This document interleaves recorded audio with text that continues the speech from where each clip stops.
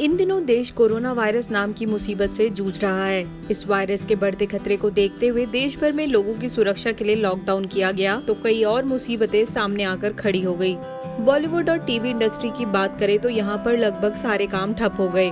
ऐसे में इंडस्ट्री से कई चौंकाने वाली खबरें सामने आई। किसी ने मदद मांगी तो किसी ने आर्थिक तंगी से परेशान होकर मौत को गले लगा लिया।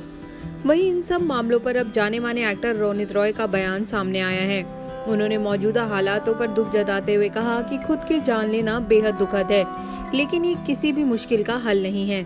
रोनित ने बताया कि कैसे शुरुआती दिनों में उन्हें आर्थिक संकट का सामना करना पड़ा, लेकिन कभी उन्होंने ऐसा कदम उठाने के बारे में नहीं सोचा।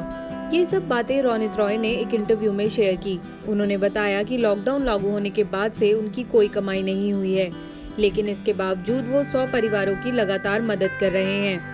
उन्होंने कहा, मैंने जनवरी से कोई कमाई नहीं की। मेरा एक छोटा सा बिजनेस है जो चल रहा था, लेकिन मार्च से वो भी बंद है। मेरे पास जो है मैं वो बेच रहा हूँ उन 100 परिवारों के लिए जिनके लिए मैं जिम्मेदार महसूस करता हूँ।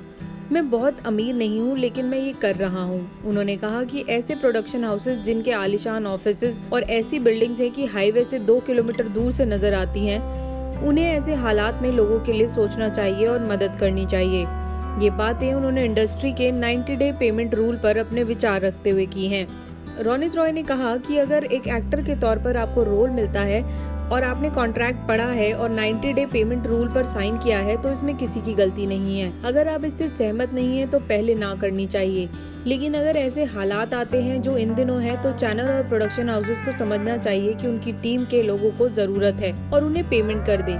भले ही एक्स्ट्रा पैसा नहीं दे, लेकिन जितना पैसा उनका बनता है उतना तो मिलना चाहिए।